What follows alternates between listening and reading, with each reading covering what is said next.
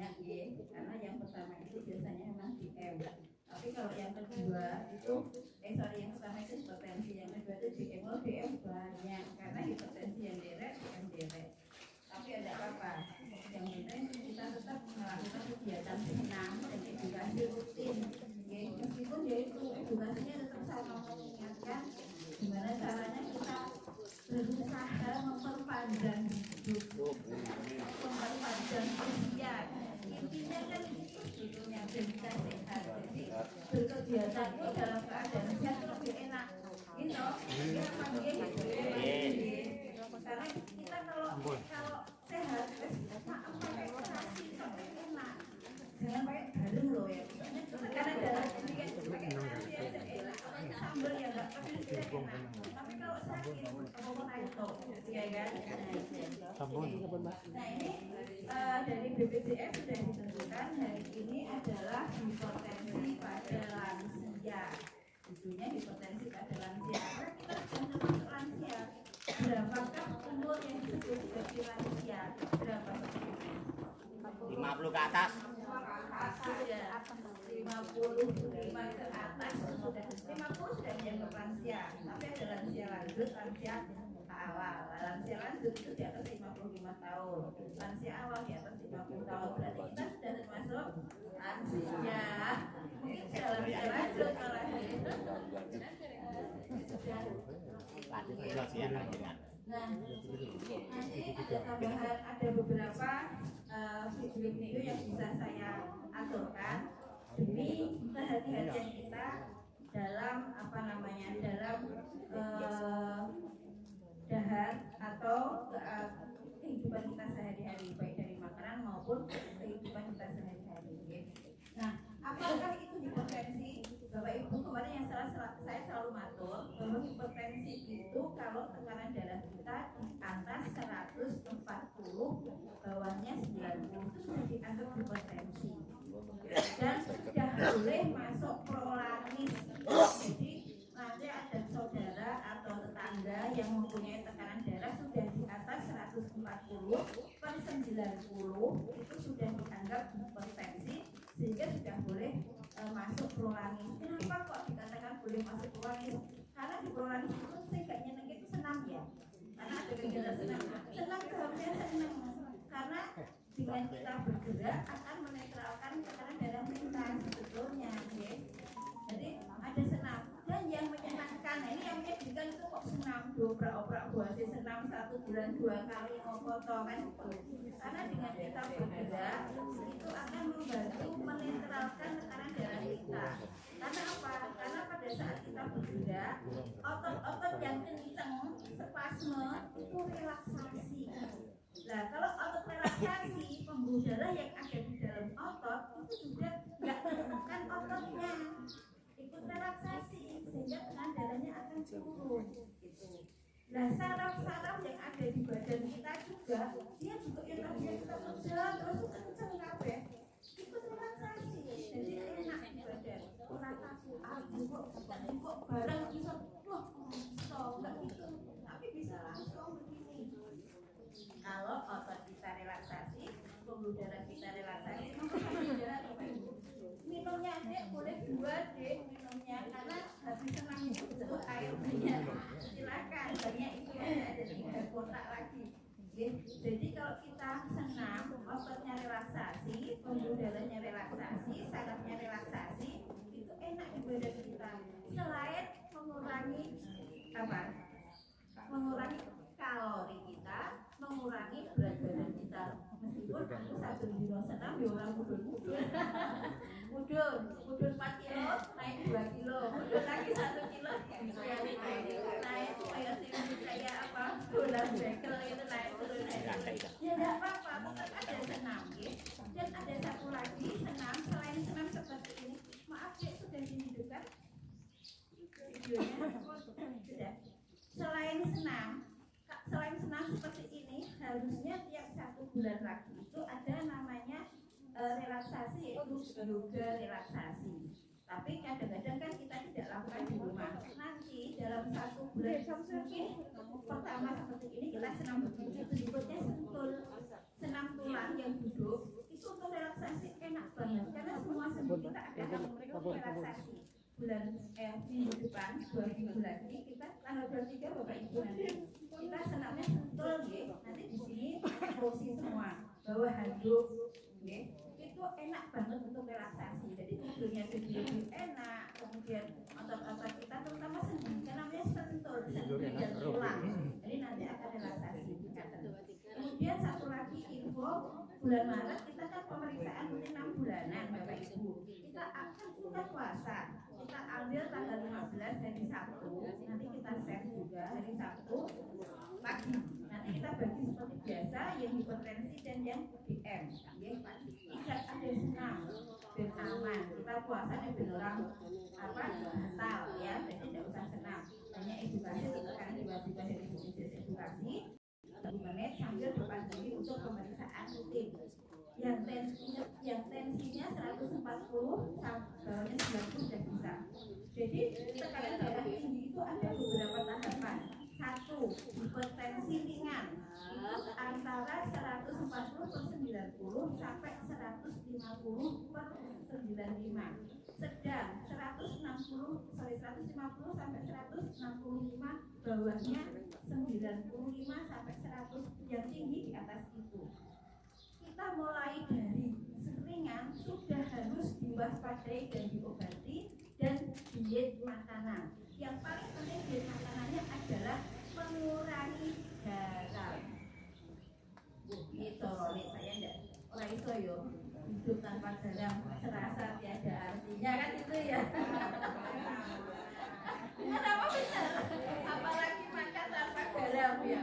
Tapi sudah saya tekan bisa beli garam khusus Bapak Ibu di apotek, biasanya bikinnya pakai hilang garam itu ya. Ini apa namanya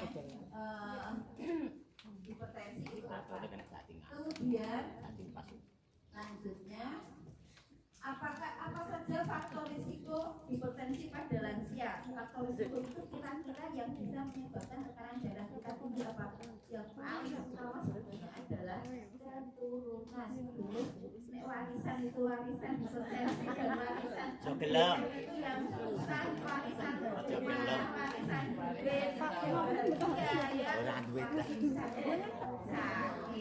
Tapi gimana lagi nyatanya begini, meskipun ada orang tua yang punya gula, tapi anaknya sehat semua ada. Kenapa? Karena di pola hidup dan pola makannya tuh. Jadi saya kan panjenengan kan ada yang diabetes, program saya juga nggak banyak yang kena. Artinya apa? Karena dari awal memang tidak diatur, berhati-hati mengurangi faktor risiko yang bisa dibuat. Benar nggih?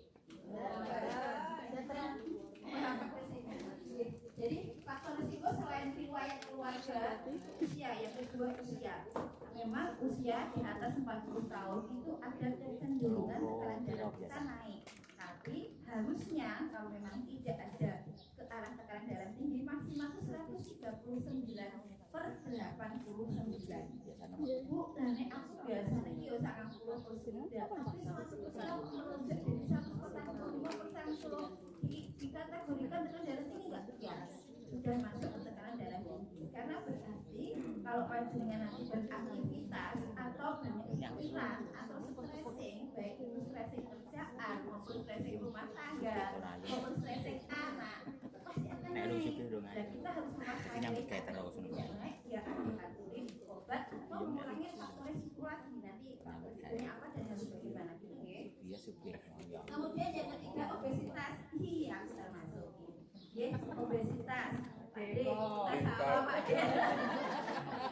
Obesitas. Dari senam turun gratis kok. 6 on.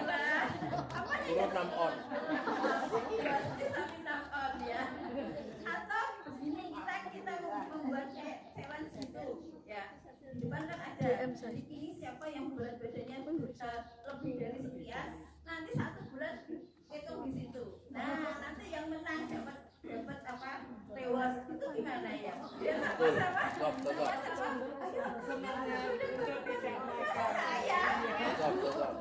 Saya sebetulnya yang saya sudah masuk balik ya. Kita kita sama konservasi sebetulnya. Kalau tidak ngemil, saya ngemil. Karena saya pernah seret tiba-tiba kelihatannya seadanya tapi sudah dibuat. Nah itu kan jadi kadang-kadang pikir tapi ya jangan ngemil, jangan ngemil. Bikin ayo bu. Ngalamin sebetulnya ngemelnya ya buah, tapi buahnya jangan durian. Dan ada buahnya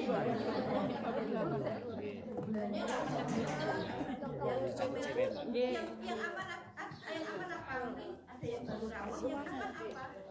Supaya itu aman. Supaya aman. Nangka apa sih kamu? Nangka itu tidak aman.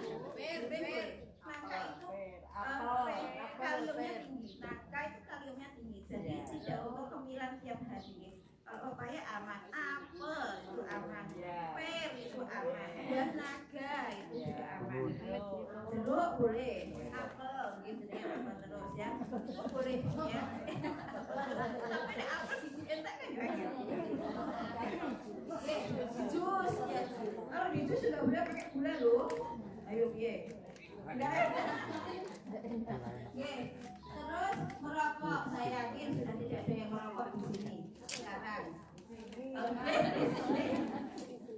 Kemudian konsumsi alkohol berlebih kan tidak ada ya.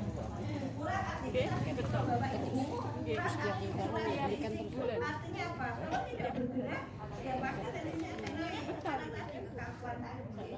Maka sekarang di RT kita terutama di sekolah di sekolah jalan kaki setiap pagi rutin alhamdulillah. Dan sekarang ternyata masih banyak bapak ibu yang perawatan jalan terus sekarang mau perawatan nggak usah bawa mobil, nggak usah bawa sepeda motor lah. Terus kalau bawa tentengan itu kan kayak barbel toh, tenteng kanan kiri itu seperti barbel.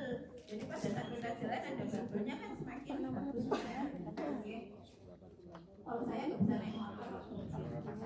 Kemudian dia tinggi garam, nah jadi tidak boleh banyak garam ya tadi. Garam itu diamalkan jangan ini bukan hanya garam besar tidak, sambal juga banyak garamnya, nasi juga dari garam kan? Nasi dari garam, tapi ya enak memang ya. Nah, dikurangkan. Saya selalu ngatur tidak dilarang loh ya. Terus jangan nggak boleh enggak, tapi dibatasi. Yang bisa batasi siapa? Ya kita sendiri. Misalkan aku biasanya maaf kalau nggak pakai empal nggak bisa. Misalkan sabunnya kudu menggumpal, boleh. Tapi biasanya sabunnya, oh saya ini seminggu 4 kali dulu, besoknya 2 kali. Empal itu boleh, tapi yang tidak ada lemaknya boleh. Terus lali rasanya daging koyo boro-boro gak ento, ya kan? Itu boleh. Boleh aku bisa makan boleh, tapi itu tadi wes rasa sak nyamplung bukan sak nyamplung boleh tidak dilarang tapi dibatasi. Yang bisa mengendalikan siapa? Yang mengendalikan diri sendiri kita. Apalagi itu yang harus kita kurangkan. Kalau buah ya kan orang-orang selalu berpikir buah itu pokoknya itu kan, tapi buat kita yang agak harus dibatasi itu satu durian itu pasti. Yang kedua nangka kesembuhannya tinggi banget ya. Ketiga alpukat itu sebetulnya kolesterolnya bagus, kolesterol HDL, tapi akan berpengaruh kalau HDL-nya naik, pasti kolesterol totalnya juga naik. Boleh seminggu seminggu 2 kali itu sudah sangat aman. Boleh. Ini mending dimakan gitu saja, jangan di jus. Kalau di jus kan pasti tambah gula. Yang tambah gula enggak. Dan ada lagi jenisnya kalau di jus ingat bu gulanya gula cair apa gula merah atau gula putih biasa. Kalau gula cair ingat itu fruktosa. Fruktosa itu tidak baik untuk liver kita. Jadi gimana? Ya jangan enggak jadi bapak ibu non sewu karena saya nggak boleh minum atau pakai obat yang cair. Itu aja ngomongnya. Jadi jangan biar mereka juga tahu dan mengganti gula fruktosanya itu dengan gula asin. Itu nggih. Karena kalau Fotokopi kita Jawa. kalau cairan itu kan ada dua, dia memang beli gula glukosa sendiri atau gula pasir yang dicairkan, kan kita tidak tahu. Kita tanya saja, ini gulanya apa? Beli langsung ini cair atau bikin sendiri gitu. Kalau bikin sendiri dari apa ya Bu? Dari gula putih masih boleh. Tapi kalau untuk saya menolak boleh ya. Karena beberapa pasien saya pakai glukosa, larinya limfanya ya, karena gulanya tinggi ya.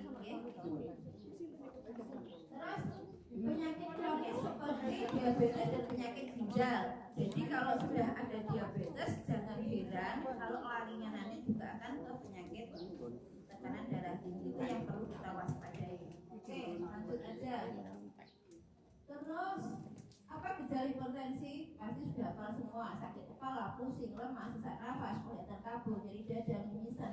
Ada mimisan atau ada lagi satu, tiba-tiba matanya jadi merah, gampang merah kayak darah, karena ada pembuluh darah di mata yang pecah. Ada beberapa pasien saya dan masih remaja itu kok terus-terusan, ternyata tak minta dia rutin loh tensi ya, anak masih muda tensinya ada sekitar 150/90. Sudah banyak. Kenapa? Karena pola makan mereka yang GoFood, GrabFood, ditambah lagi kombo di mana? Kokokan. Kombo di itu loh Pak, yang apa namanya warung-warung zaman sekarang itu apa namanya kafe, ya minumnya kafe, kopi late, macam-macam itu juga naikkan tensi dan tekanan darah dan gula. Jadi kayak misalkan kita beli minuman apa ya yang anak-anak suka itu yang bubble itu loh, bubble itu kan gulanya luar biasa tinggi.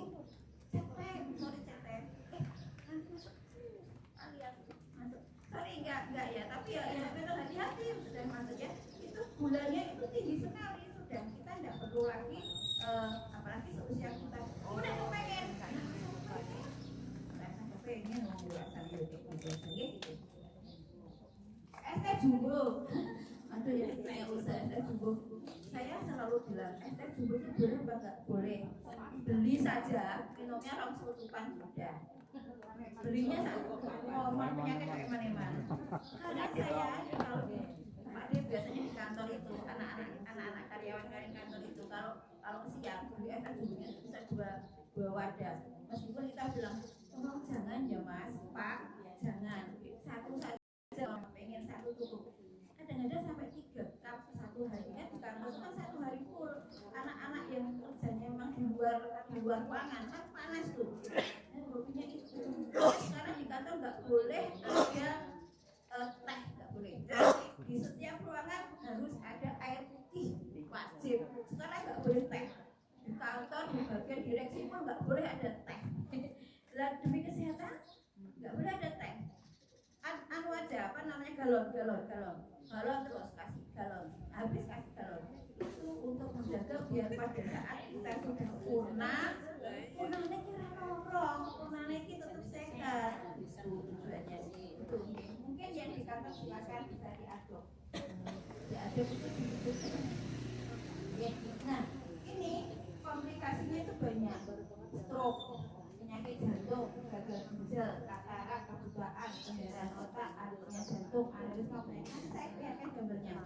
Dan sekarang itu, aduh sedih ya. Kalau panjenengan, kalau diizinkan sebetulnya kita bisa jalan-jalan ke rumah sakit bagian dialise. Dialise itu apa? Orang tutup darah. Itu dari ujung lorong sana sampai ujung lorong sana itu biasa. Dan sekarang trennya itu anak-anak muda dan anak-anak kecil. Kadang-kadang miris sekali tutup darah itu. Tapi sebetulnya apa? Tutup darah itu tidak hanya 1 tahun 2 tahun, tapi itu dari pada saat kita muda sebetulnya. Jadi kalau sudah tua ternyata kreatinnya tinggi, itu jangan kemarin atau 1 bulan 2 bulan yang lalu, bukan. Itu dari pada saat muda. Karena pasien yang saya dapatkan kreatinnya naik dan harus tutup darah itu cara makan dan cara hidupnya pada saat masih muda itu memang beda. Sorry, mie instan, aku udah nyebut merek ya. Mie instan itu sangat nakal untuk ginjal. Kenapa? Saya selalu selalu melihat, saya kalau di mall melihat makanan anak-anak itu natrium namanya ya. Kalau di situ namanya bukan garam, nggak ada tulisan garam, tapi namanya natrium atau NaCl. Paling kecil mie instan paling rendah NaCl-nya itu 950 satu watt. Kalau anak itu suka dan dalam satu hari 3 watt, nggak bayangkan ambil 1.000 3.000. Padahal kita butuhnya hanya berapa? 50 lipat telu. Bayangkan tikel ping piro. Itu apa? Lipat ping piro. Bayangkan ya. Itu sebetulnya kenapa kok sampai anak-anak kecil banyak yang harus.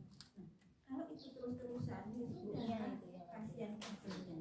Makanya banyak banget anak-anak yang gagal. Kemarin saya baru kemarin ada satu pasien saya gagal ginjal dari tahun 5 tahun, cuci darah sudah 5 tahun, dan beliau itu anfalnya itu biologonanya oke ya, sudah dibilang berat, minta tolong jangan dahar semangka. Karena diberitahu, nah kok malah kalau makananku pengen ini semongko. Berarti gambaran di mana-mana. Besoknya istrinya dok, suami saya kok sesek, waduh gitu. Ternyata nyolong-nyolong ke warung beli semangka sama minum kopi. Udah langsung masuk ICU. Baik lagi, kita langsung sesek kan, sesek dan lain-lain. Kenapa lagi nih? 1 minggu di ICU, 1 minggu di luar, pulang baik. Setelah 1 bulan, itu lagi apa sekarang? Yang dipinginnya apa? Apa kira-kira yang bisa membuat itu?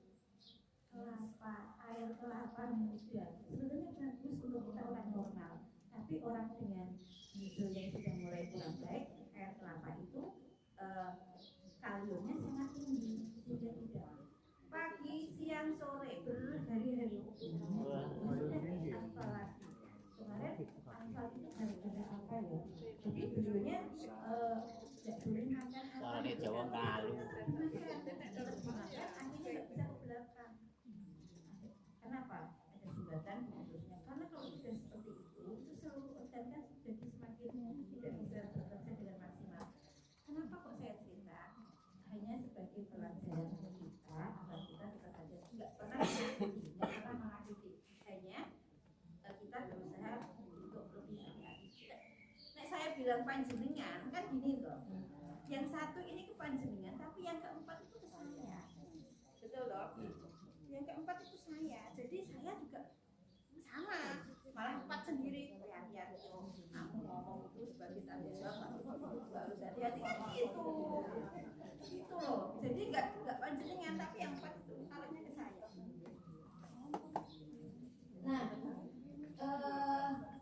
ini stroke, gambaran stroke. Nah, kemarin sudah saya sebutkan ya, stroke itu adanya di otak, ya. Ada 2 sebetulnya. Stroke itu stroke iskemik infak atau sumbatan. Nah, kalimatnya begini, stroke ini terdapat 80% dari semua kasus stroke. Jadi 80% stroke itu yang ada pada seluruh WHO itu 80% karena sumbatan atau infak. Sumbatan apa? Ya lemak. Yang kemarin sudah saya aturkan kemarin itu. Ya lemak yang rendah. Dari mana? Ya dari makanan kita. Enggak ada dari makanan tetangga. Ya dari makanan kita yang konsumsi kita. Yang konsumsi tetangga masuk sering enggak kita, ya. Kemudian terjadi ketika suplai darah ke otak berhenti atau terganggu akibat adanya penyumbatan arteria sehingga menghambat. Nah, yang stroke hemoragik itu 20%. Biasanya terjadi karena apa? Karena perdarahan di otak akibat pecahnya pembuluh darah. Biasanya ini terjadi pada orang dengan tekanan darah yang sangat tinggi. Kalau stroke tersumbat, biasanya tekanan darahnya tidak terlalu tinggi. Ya. Tapi kalau ada stroke jatuh di kamar mandi, orang jatuh di kamar mandi kemudian stroke, itu adalah ciri dari perdarahan otak. Ya, jadi sudah kalau seperti itu terus rasa ke fase 1 langsung ke UGD aja. Dan untuk BPJS itu sudah tergawatan sama BPJS itu BPJS sekarang kan waktu yang BPJS itu maaf ya ya jadi karena memang ada peraturan baru dan di UGD pun banyak yang lewat UGD pun itu tidak diterima karena tidak sesuai dengan kriteria misalkan temperatur 40 derajat bagi saya itu sudah gawat daruratan yang harus terus turunkan. Tapi kalau sekarang di rumah sakit sebetulnya gawat darurat, tapi dari BPJS gawat daruratnya bila ada komplikasi yang lain baru bisa diterima.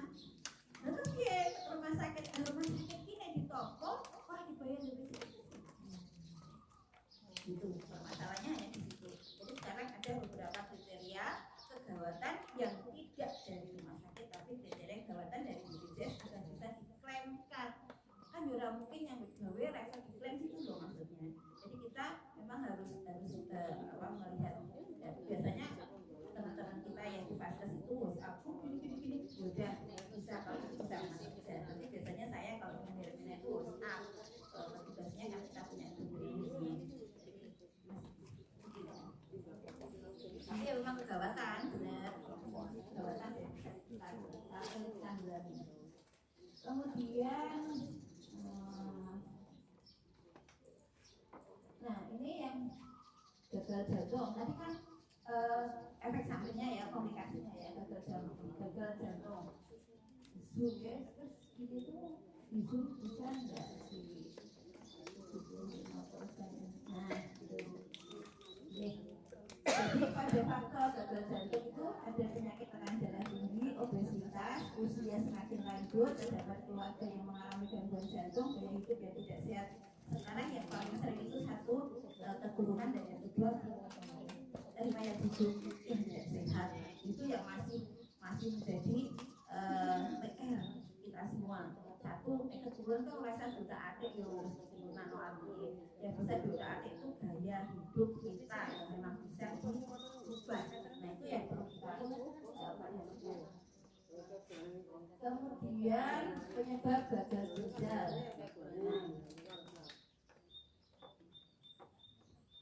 Ya, penyebab gagal ginjal di usia berapapun itu bisa adalah gagal ginjal terjadi ketika sel atau jaringan ginjal rusak sehingga kehilangan kemampuan untuk menyaring limbah.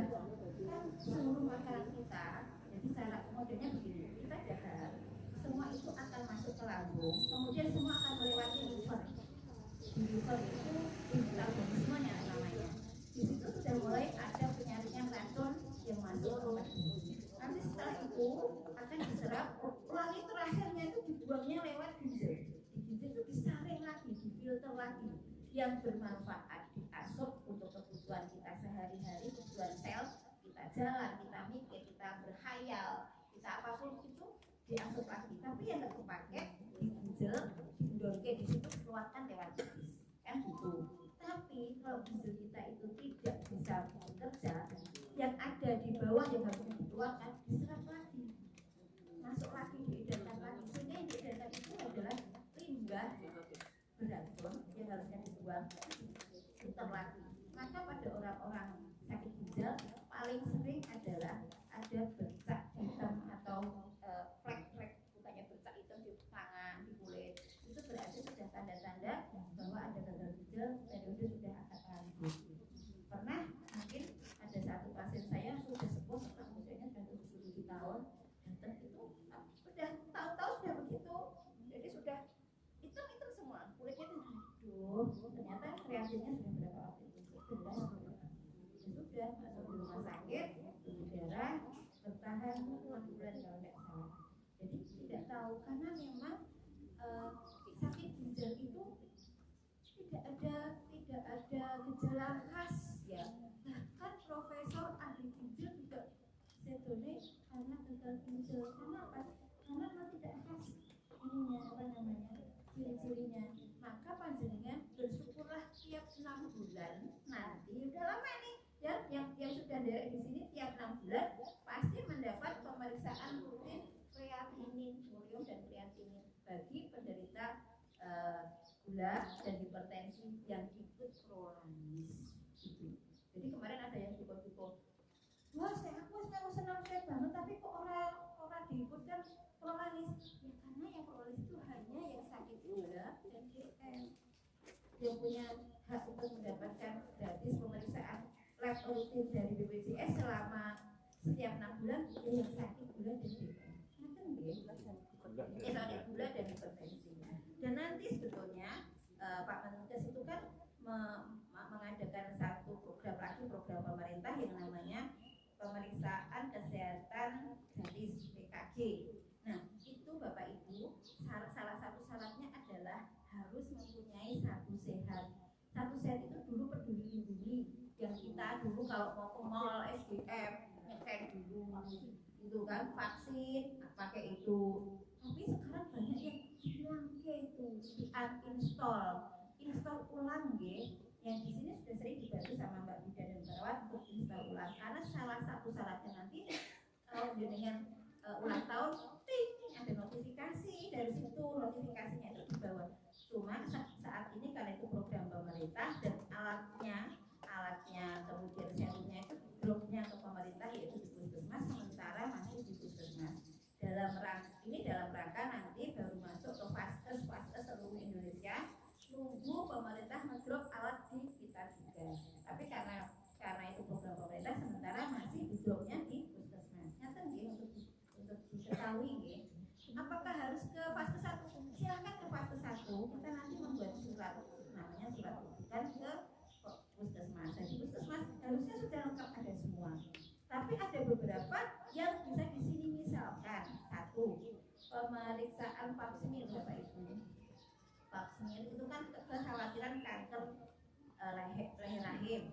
Yang kedua, sadari pemeriksaan payudara itu bisa di fase 1. Nanti kalau yang kita kerjasamanya dengan gizi sehat, sehingga nanti kita bisa dapat tujuan untuk bisa ada formulirnya.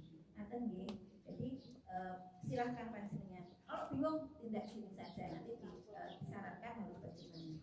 Itu ya. Kemudian beberapa gejala yang bisa terjadi esoteris. Ada gagal ginjal. Yang paling mudah adalah cepat sampai Bapak Ibu. Dalam bulan itu sering kesel ya, sering mudah capek, lelah banget kayak dilelesi, badan itu leles kayak dilelesi. Apakah itu salah satu? Ya salah satu. Tapi kan panjenengan sudah dicek kreatinin, ureum kreatinin kan aman. Sampai saat ini dari sekian pasien teman-teman prolaris kita yang di sini di DPP Dr. AC yang sudah cek, yang dulu sempat 4, sekarang sudah jadi 1,3.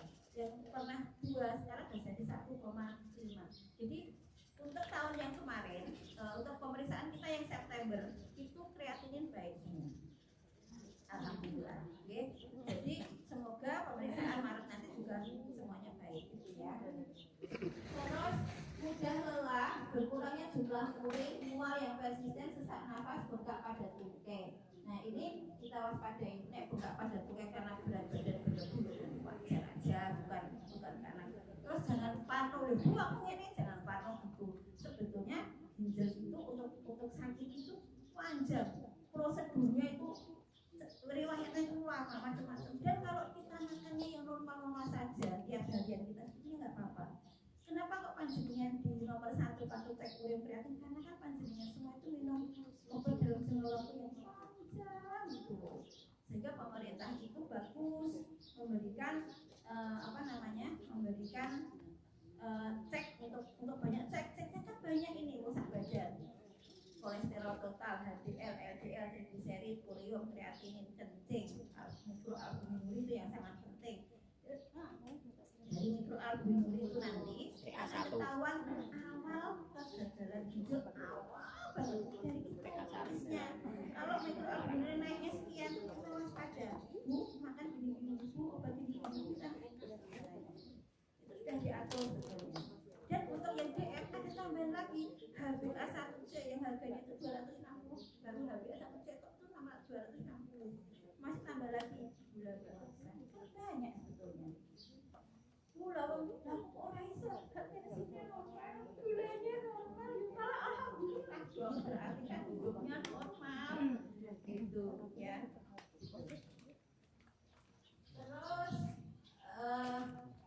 Terus sudah jam berapa dek? Berapa menit? Sudah lama. 34 Bun. 34 menit. Nah, aneurisma ini yang jarang, berapa? 34. Kurang 3 menit. Oke. 34 menit sudah. Hah? Sudah 34 menit. Ya, apa itu aneurisma? Nah, tekanan darah tinggi. Tapi sering terjadi sebetulnya. Tapi kemarin ada satu pasien kita, teman-teman tapi bukan prolanis karena beliau nggak mau prolanis, itu ada aneurisma otak namanya, pelebaran atau menonjolnya pembuluh darah otak yang disebabkan oleh lemahnya di pembuluh darah. Jadi Aku tambah sidik.